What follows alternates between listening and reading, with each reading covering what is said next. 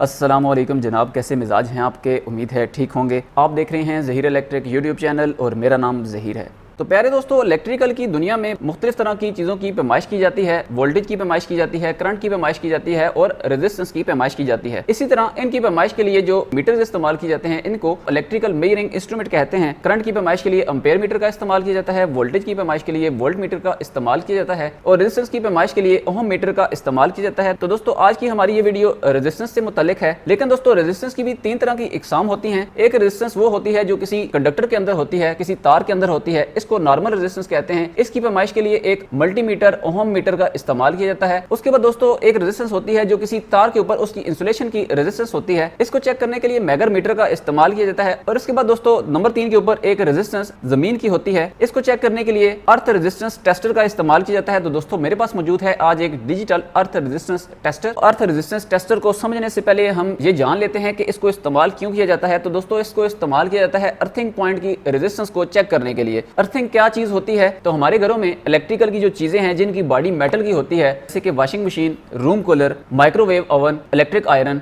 इनकी बॉडी का किसी तार के जरिए जमीन के साथ तल्लक कायम कर देना, राब्ता कायम करना, इसको अर्थिंग कहते हैं। इंडस्ट्री में भी बड़ी बड़ी जो मोटरें इस्तेमाल होती हैं, इनकी बॉडी भी मेटल की होती है। तो इनकी बॉडी के साथ एक नट बोल्ट और एक तार की मदद से एक जमीन के साथ कनेक्शन बना दिया जाता है, जिसको अर्थिंग कहते हैं। तो प्यारे दोस्तों, अर्थिंग आखिर जरूरी क्यों है? जब कोई चीज बिजली के ऊपर चलती हो और उसकी बॉडी मेटल की हो, तो मुमकिन है किसी भी वक्त उसकी बॉडी के अंदर से फेज की तार उस बॉडी के साथ लग सकती है, जिससे सारे का सारा करंट उस चीज की बॉडी में आ जाता है। फर्ज करें कोई पानी वाली मोटर है, तो उसकी वाइंडिंग की कोई भी वायर उसकी बॉडी के साथ टच हो सकती है। तो जब कोई शख्स उस पानी वाली मोटर को हाथ लगाएगा तो उसको इलेक्ट्रिक शॉक लगेगा। इस चीज से बचने के लिए, सेफ्टी के लिए घरों में और इंडस्ट्री में अर्थिंग की जाती है। उन तमाम इलेक्ट्रिकल चीजों के साथ जिनकी बॉडी मेटल की हो, उनके साथ एक तार को लगा दिया जाता है, जिसका दूसरा सिरा जमीन में एक गड़ा खोद कर अर्थ प्लेट और अर्थ इलेक्ट्रोड की मदद से जमीन के साथ लगा दिया जाता है, जमीन के साथ अटैच कर दिया जाता है और करंट को गुजरने के लिए एक आसान रास्ता मुहैया किया जाता है। अब फर्ज करें कोई पानी वाली मोटर शॉर्ट हो गई है, उसमें फेज की तार उसकी बॉडी के साथ लग चुकी है। जब कोई शख्स उसको हाथ लगाएगा तो अर्थिंग ना होने की सूरत में सारी की सारी करंट उस शख्स के अंदर से गुजरेगी और उसको इलेक्ट्रिक शॉक लगेगा। और अगर अर्थिंग मौजूद होगी तो तमाम की तमाम करंट उस तार में से गुजरकर जमीन में चली जाएगी और हाथ लगाने पर भी उस शख्स को इलेक्ट्रिक शॉक नहीं लगेगा, क्योंकि ऑलरेडी अर्थिंग मौजूद है। लेकिन दोस्तों, क्योंकि करंट को गुजरने के लिए आसान रास्ता चाहिए होता है,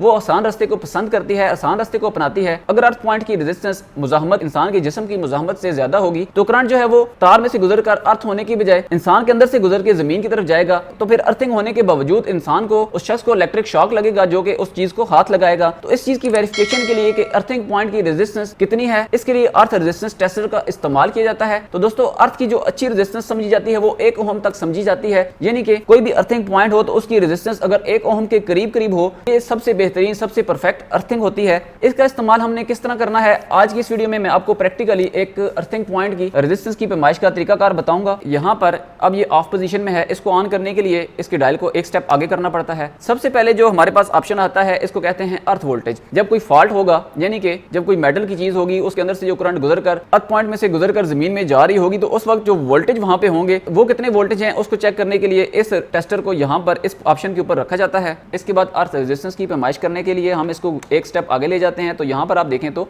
20 ओहम लिखा है, यानी कि ये 1 ओहम से लेकर 20 तक इसकी वैल्यू हमें यहाँ पर देखने को मिल जाती है। अगर वैल्यू 20 ओहम से ज्यादा होगी तो हम इसको एक स्टेप और आगे ले जाएंगे और 200 ओहम तक इसकी रेंज को बढ़ा देंगे। अर्थ रेजिस्टेंस की वैल्यू 200 ओहम से ज्यादा होगी तो हम इसको एक स्टेप और आगे ले जाएंगे और 2000 ओहम तक अर्थ रेजिस्टेंस की जो वैल्यू है उसकी पैमाइश इस मीटर से हम यहाँ पर इस पोजीशन के ऊपर कर सकेंगे। तो दोस्तों, इसकी जो वायर्स हैं उनको कनेक्ट करने के लिए यहाँ पर इसके 3 तरह के टर्मिनल मौजूद हैं। जो हमारे पास 3 तारें हैं, ग्रीन, येलो और रेड, इनकी तीनों ये वाली जो साइड्स हैं यहाँ पर लगा देंगे। इस तरह हमारी वायर जो है वो कनेक्ट हो जाएंगी। तीनों वायर्स को कनेक्ट करने के बाद इन अर्थ इलेक्ट्रोड को जमीन के अंदर हथौड़ी की मदद से गाड़ दिया जाता है, इनको लगा दिया जाता है और उसके बाद इन वायर्स को इसके ऊपर क्लैंप कर दिया जाता है। फिर इसको क्लैंप करने के बाद यहाँ पर इस बटन को दबाते हैं और लॉक कर देते हैं। तो फिर स्क्रीन के ऊपर हमें अर्थिंग की जो वैल्यू है वो देखने को मिल जाती है। तो अब मैं मौजूद हूँ एक अर्थ पॉइंट के ऊपर, जहाँ पर इस बिल्डिंग की अर्थिंग मौजूद है। ये जो रॉड है, जमीन के अंदर जो वायर जा रही है, इस रॉड के थ्रू यहाँ पर इस पॉइंट को अर्थ पिट कहा जाता है। अब इन 3 तारों को हम कनेक्ट करेंगे। यहाँ पर दोस्तों, अर्थ पिट के अंदर 2 तरह की वायर्स हैं। एक वायर वो है जो हमारी बिल्डिंग के अंदर से इस अर्थ पिट तक आ रही है वो ये वाली वायर है। इसके साथ जो वायर कनेक्ट है यहाँ से लेकर जमीन के अंदर जा रही है वो ये वाली वायर है। तो इन दोनों में से किसी भी एक वायर के साथ हम ग्रीन तार को लगा सकते हैं। इसके बाद दोस्तों हम रेड वायर और येलो वायर को इलेक्ट्रोड की मदद से